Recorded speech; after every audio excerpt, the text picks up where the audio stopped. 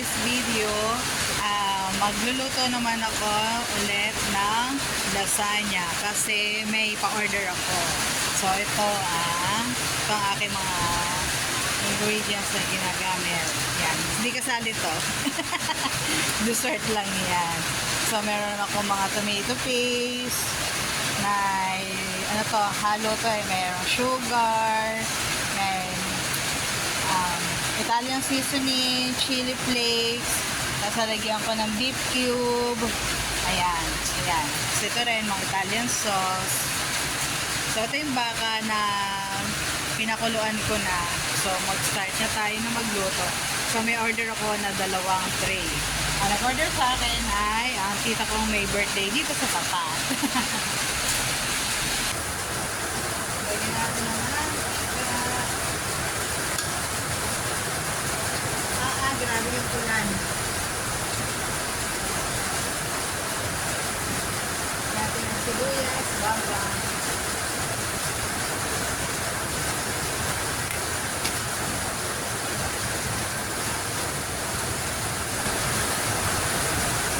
Natin ang bell pepper. Ulan! Grabe ang ulan. Buhos na buhos na naman. Ang birthday celebration ay napakaulan. Bali, double celebration kasi yung kanya.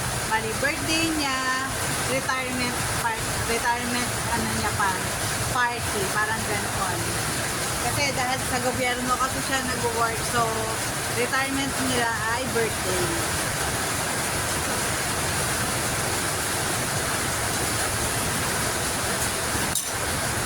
Lalagyan ko na ito ang tomato paste.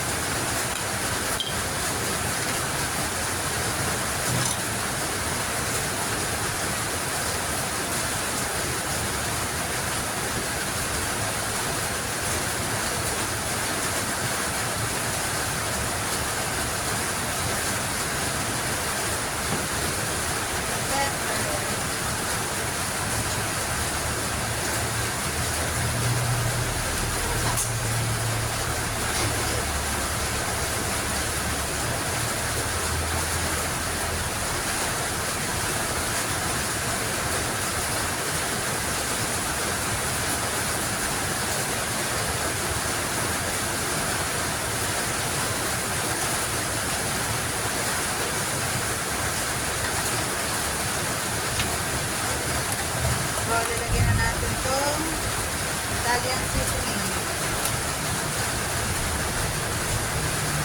Italian seasoning, Italian sauce.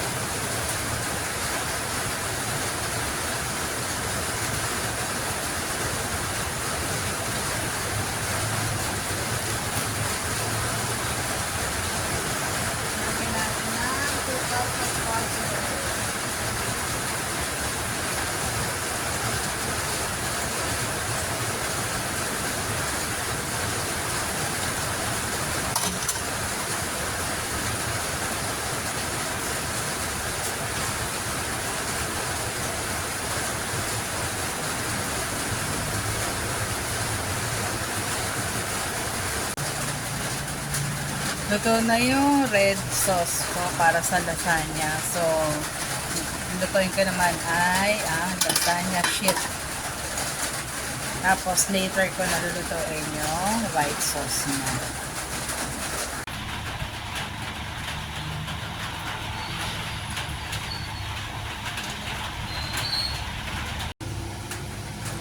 So, next naman, nagtutunaw na ako ng butter.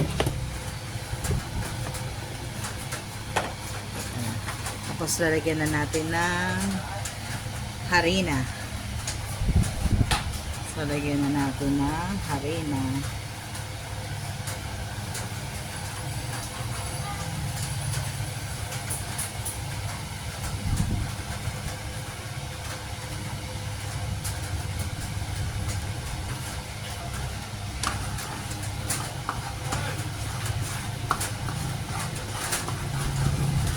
So, after nito, lalagyan na natin to ng gatas. Lagay ko yung, ang gagamitin ko ay evap milk. So, lalagyan ko lang siya ng water. Tapos, lagyan natin ng cheese, parang creme queso. Creme queso dati yun eh. Yung sa Angels. So, timpla na natin ng salt and pepper. Yun lang. Kailangan ko lang lutuin to.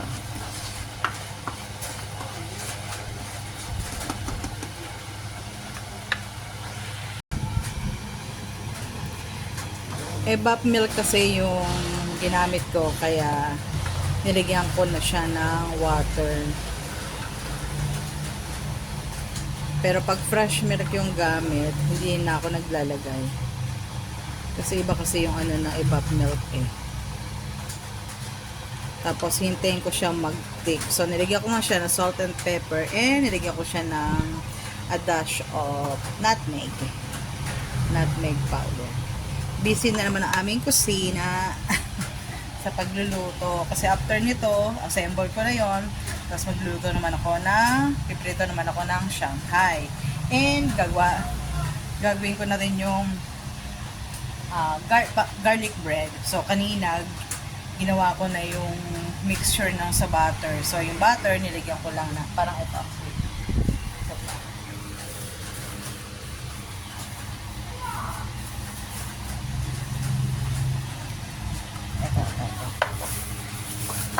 Aming kusina ay ito, meron kami minatamis na kamoting kahoy. Ang tawag namin dyan ay alpahor.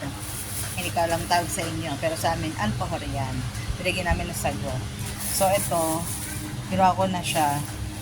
So parang ang dilim eh. Hindi nyo kita yan. Medyo parang madilaw. Hindi siya madilaw. Paano kasi ilaw eh. Ito, meron na siya butter kanina. Pinalambot ko. So, niligyan ko na siya ng minced na garlic, parsley, tapos niligyan ko ng konting salt, and ano na rin, parmesan cheese. So, yan, hindi ko siyang kumulo. Kailangan continuous para hindi siya mag-curdle dyan sa gilid-gilid.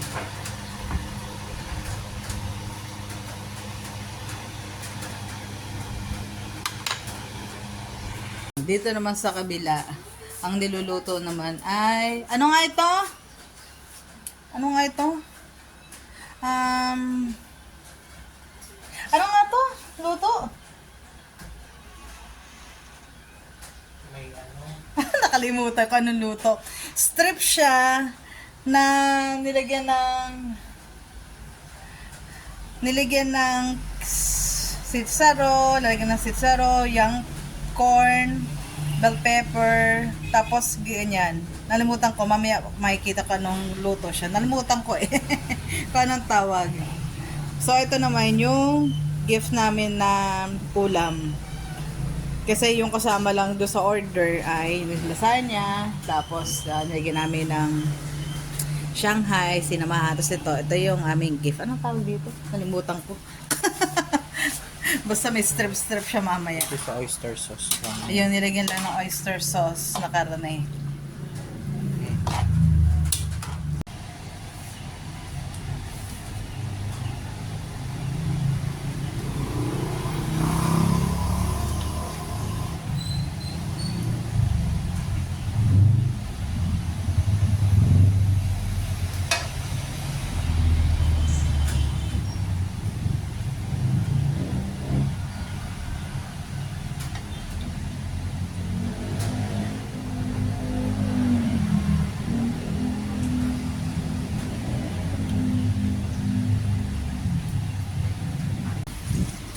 Ayan, assemble na. So, ito, nag-start na rin magluto ng Shanghai. And last, yung garlic bread. Then, hintayin na lang namin dumating yung celebrant. We are about to receive from your bounty through Christ our Lord. Amen. Amen. Opo. Ay, oh, sige na, pwede na.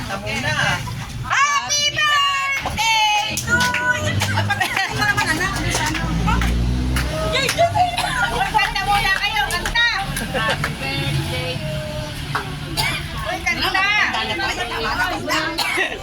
Birthday ko sa mama sa Ay, nakakita ko ng birthday. Ate Jenny, ay ate, kay ate. Parang wala. Wala na. 15 nito na lang aring mga maliliit. Teka, meron po din na sandali lang.